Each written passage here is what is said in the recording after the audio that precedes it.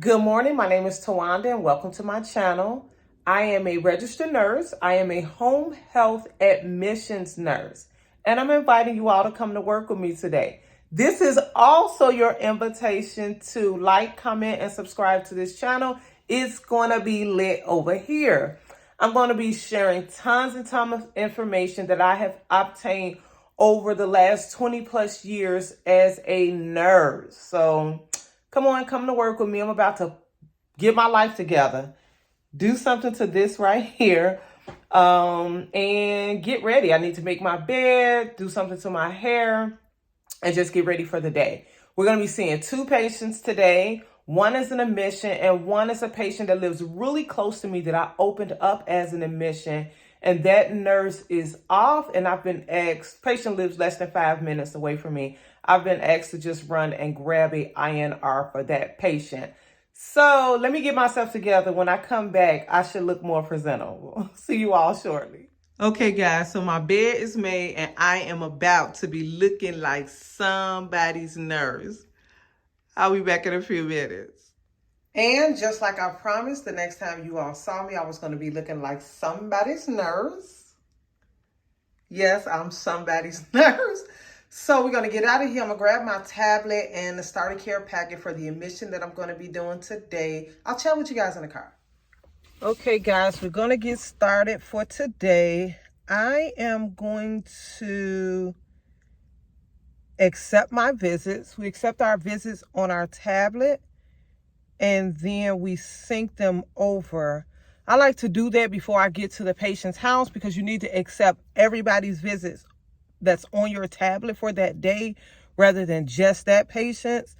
So it speeds up the process when you go ahead and accept it before you actually leave home, or right when you get to the first person's house. It'll kind of slow you down because the more patients that you have to accept the visit for on the tablet, it will take longer. So we're doing that now. Those are syncing over.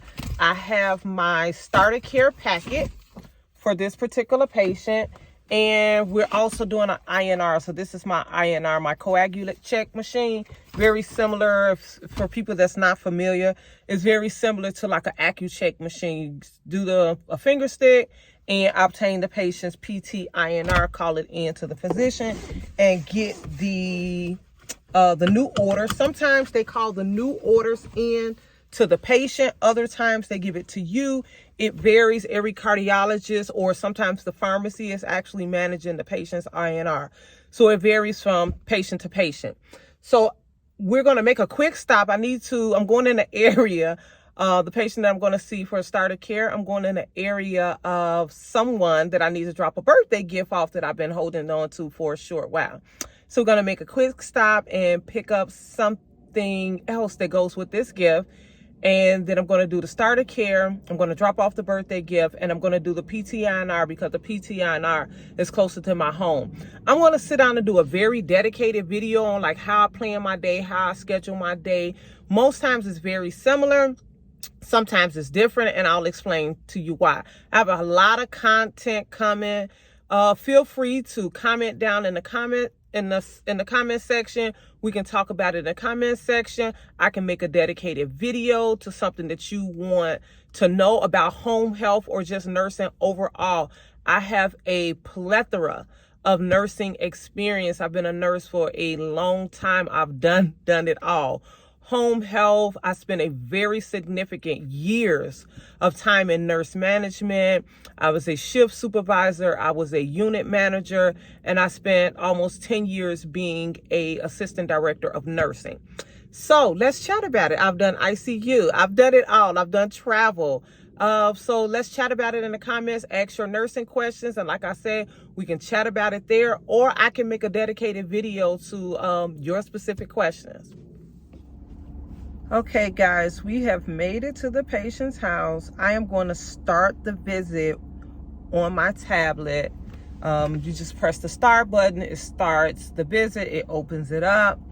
And then I'm going to grab my starter care packet. And we're going to go in and see this patient. Just a tad bit about this patient. This patient is a cardiac patient. Had a cardiac stent placed within the last 7 days. PT and OT has been ordered for this patient. So this patient has 3 disciplines that will be seeing her: skilled nursing, PT, physical therapy, and occupational therapy will be following her as well. As the starter care nurse, I go in, do the initial assessment, and I kind of determine how long the nurse will be seeing this patient, the frequency. At any time, the other nurse that's going to come behind me, who is the case manager, that nurse, he or she will determine if they need to extend seeing this patient or if the patient meets their goals and they can discharge early. We'll chat about that a little bit more in upcoming videos. I can go through all of those type of questions and answers for you all. We're going to get in, we're going to see this patient, and we're going to carry on with our day. Okay, guys, we got the cardiac patient out of the way. Now I am heading to the other patient's house to do his INR, and my day is done. So I just wanted to check in with you all, let you know that we have seen the cardiac patient. We're going to go see our last patient for the day.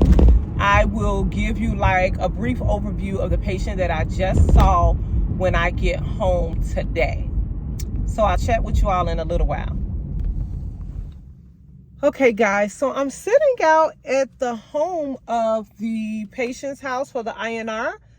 I gave him a call to let him know that I was en route. He answered the phone, and I told him I would see him shortly. I got here, I knocked on the door, there's no answer. Run the ring doorbell, there's no answer, and called twice. So I'm just going to hang out for just a few more minutes because he is a cardiac patient. He's post-op a cardiac procedure. So I just want to make sure nothing is going on. I'm going to hang out just a few more minutes. Maybe he's in a bathroom or something like that. So if he doesn't just automatically return my call in like the next 3 to 5 minutes, then I'll call back again and maybe try to reach an emergency contact person. I'm hoping that he just dozed off to sleep, because it did kind of sound like I woke him up when I called originally to let him know that I was en route and on my way. So we'll see how it goes. I'll let you guys know. Okay, guys, just like I thought, that patient did call me back. He was in the restroom, because just so you'll know, when you're in home health and you get to patients' homes, especially any type of post-surgical patient, don't be so quick to just leave, especially with different diagnoses. This patient confirmed the appointment with me yesterday evening. He's only 48 years old. I called him. He acknowledged that I was on my way. I knocked at the door a few times. I rang the doorbell. There was no answer. So I just decided to hang out in the car, give him a few minutes to call me himself, because I didn't want to go into and put anybody else in panic, like calling an emergency contact person or anything like that. So, but there are cases where I may decide to like call the emergency contact person. I may decide to call 911. Just different situations calls for a different response. So that was what I did with this situation. I waited it out. He called me. We got the INR. I'm going to call the cardiologist and give the INR results. When I get home and sit down, I'm going to chat with you all more about INR results, getting those orders, and getting them back to the patient. So we'll talk about that in a few more minutes. I have made it back home. I'm about to fix me a nice cup of warm tea, and then we'll chat about today. Okay, I am back. I am at home. I am relaxed. I am in some loungewear, and I have me a nice cup of hot, warm tea. Fun fact about me, I am not a coffee drinker. I am a tea drinker. And throughout the years, I have been asked how I have survived as a nurse, especially nursing school, and especially night shift, without coffee, without caffeine. That's a very simple answer for me. Water and sleep. I play about neither. I gotta have my water, I gotta have my rest. Neither one of them is negotiable. So let's discuss the 2 patients we had today. We had 2 patients. One was a 84-year-old female who the family called 911 for her. She was complaining of some chest pain. In the emergency room, they reported that she had been complaining of some right shoulder pain for a couple of days that seemed to not go away. They initially thought it was to her arthritis. The last day, the day that she actually went into the emergency room, she complained of something more like substernal chest pain. They took her to the ER. She was still complaining of the pain. In the ambulance, they gave her nitroglycerin, sublingual nitroglycerin, and an aspirin, which seemed to give her some relief. Went on further testing, the cardiac cath lab, they found 80% of a coronary artery was blocked. So they did go in and place a cardiac stent while she was there. The patient also had a DVT maybe a few days prior to this. This is what the family also reported. So she was started on Xarelto for that. So went in and did some cardiac education with this family. She lives with the daughter. She has been living with the daughter for the past 7 or 8 years. She has a caregiver that comes into the home and assists the daughter with her 5 days a week while the daughter works. So I was able to get great information from both the caregiver and the daughter, and the mother was absolutely hilarious. She has some mild dementia, but she was able to, answer questions accurately and different things like that. We had to kind of, play around and give her some clues and categories when it came to the actual date and month, but she did fairly well. And like I said, she was absolutely darling and just a whole hoot. She was hilarious. The second patient we saw, that was the INR patient. I opened him up a few days ago, and since then I've been asked twice just to grab his INR. The patient is nowhere from me. I have to kind of like pass his house to almost go anywhere in my neighborhood. So I went down like 2 days ago and did an INR for him today. And immediately after I gave the office the results, they asked me if I could grab another one for him today, which I did. He needs another INR on Friday, but I think that nurse is going to be back. And that nurse that's actually case managing and then is assigned to the patient should be able to get that one as well. We'll see how things play out. I called in the INR results. I kind of wanted to talk about and discuss INR results briefly. And that is, when you're calling in your patient's INR, you want to be ready, because sometimes you're going to get the person on the phone at that time that's going to either to give you instructions as to what amount of Coumadin or Warfarin that the patient is going to be taking for the next day or several days. You want to be ready, because those dosages can change from day to day. Just like with this guy right here, they have him taking 6 milligrams tonight. Then I had to instruct him to take 5 milligrams on tomorrow, and then his next INR would be the following day. So you don't want to be trying to remember that. You're managing somebody's life. Coumadin, Warfarin, we don't play with that. Always have paper and pencil ready. Even if you know that you didn't talk to the person and they're going to be calling you back, you want to make sure you're prepared. Slip a notepad or some paper and pencil or something in your pocket, because Warfarin, Coumadin clinics, cardiologists are usually really good at getting back to you with that information. So I just kind of wanted to expound on that for a second. Okay, sorry, I took a call. My daughter was calling. So I wanted to mention one last thing when it comes to Warfarin and instructions.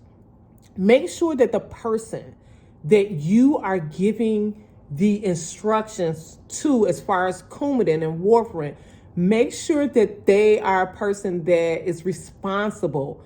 You don't want to give that to anybody. If there's a language barrier there or anything like that, you want to make sure you're communicating with a responsible person that is able to comprehend those instructions. Because like I said, with this guy, great example for him, he's 48.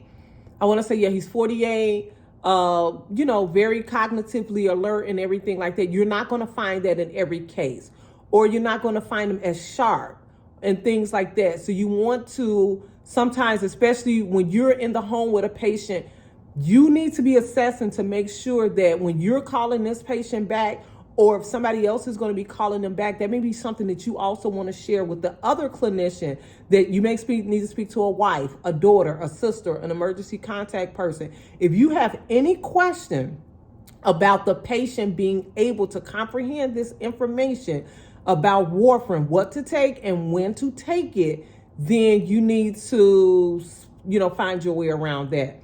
Also, you need to be instructing the patient to take their warfarin in the evening or at night, kind of get on a regimen with it. They should not be taking warfarin on the day that the nurse is coming. So they should take it the night prior. When I first opened up this guy, he was taking his warfarin in the morning. So he had taken it already the morning that I got there to open him up for a start of care. So the warfarin level was slightly higher than what it's been the last couple of times I've taken it. I've taken the INR. So that is something that I switched over with him from that day forward. So now he takes it around 5 to 6 p.m. and he's all set. And the reading that we're getting is as accurate as possible when you actually go into the home. So the results that you're relaying over to the physician and pharmacists that sometimes are as accurate as possible so the patient can get accurate dosing. So I am going to close this video out. I'm going to get my charting done. I plan on filming a couple of extra videos today. I know that I am going to feel I'm going to definitely feel a kind of how I organize my day, how I prepare for my day's work. So I'll film that today. I'll film that. It'll definitely follow this video right here. Then I also plan on filming a what's in my bag. That'll be a 2-part video because it's 2 parts. There's an actual bag and there's a bag, okay? So we'll talk about that, why I have 2 home health bags. I'll definitely be sharing that. And really, really stay tuned. Like, comment, and subscribe. Let me know your questions that you have down in the comment section. Like I mentioned earlier, I can make a dedicated video to your question. I can gather a bunch of questions and make a video to that. Or, just stay around for the content, because also I will be revealing my pay really, really soon. How much I make as a home health admissions only nurse. And I say that to say, like the visit that I did for the guy today for the INR and the visit that I did for the starter care, those are additional visits. I'm going to explain that is not a part of my regular day. This is not a regular day of work for me. I was contacted initially for the INR patient to see him after I did the second INR after the starter care. And then for this patient, I was contacted to do the starter care. So I'm going to be revealing my pay, real raw numbers as to how much I get paid as an admissions nurse. Stay tuned for all of that and much more. Like I said, don't forget to like, comment, and subscribe. That's how we show love around here. I'll see you all in the next video.